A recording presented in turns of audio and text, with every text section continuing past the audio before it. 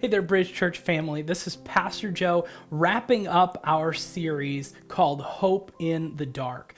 I hope that this sermon series has been a benefit to you. I know that it has for me. I was actually really challenged last week when Rob talked about the importance of writing things down. I actually went out and bought a journal.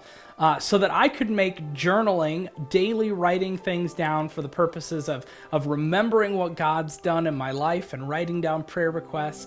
I want to make that a more intentional priority in my life. And so I hope that this sermon series has been an encouragement to you and also challenged you in ways that you needed to be challenged in. And I hope that these videos have been helpful to kind of help you digest the messages on Sunday morning and also give some good questions that you can discuss with your family or with your life group.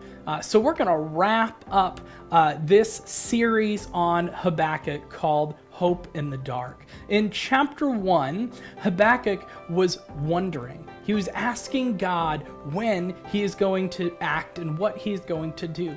In chapter 2, Habakkuk is waiting. He's waiting for God to do what God says he's going to do. And before any of those things are resolved, Habakkuk in chapter 3 begins worshiping. A big part of chapter 3 is a song where Habakkuk is singing the praises of God. And I think that's so striking that he's singing in this time. And here's why. In this time of chapter 3 where he's singing this song of praise, the things that he was wondering about, the things he was wrestling with in chapter 1 haven't been resolved. The things he was waiting for in chapter 2 still haven't come to pass. And even in the midst of this wrestling and in this waiting, he still makes worship a priority. It's because he recognized that the basis for our worship of God is not us getting our way, but rather God's goodness. That in the midst of any situation, God is good, always. There are many ways to experience worship, but music has always been one of the most powerful ways that I personally experience worship of God. There have been a number of times when I've been in a heavy situation or a difficult season where I've allowed music to be a big part of how I find spiritual and emotional well-being. The advantages, especially of music, are well documented. A number of studies have shown that music helps us feel happier, it helps us sleep, it helps us calm down, it helps ease our anxieties, and it even helps improve our memory. And so I think it's really important, especially important in this season we're in right now, that we are spending time making worship an intentional priority in our lives. And that can look like more than music as well. Maybe for you, worship is going outside and spending some time enjoying God's creation.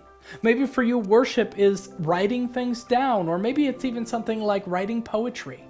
Maybe for you, worship looks like time spent exercising.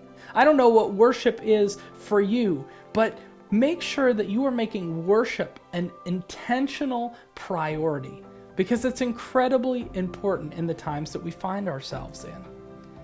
So I've got 3 questions to wrap up this video, and I hope that these questions will help you dig into the message a little deeper as you talk about these things with your family or with members of your life group. Here's the first question.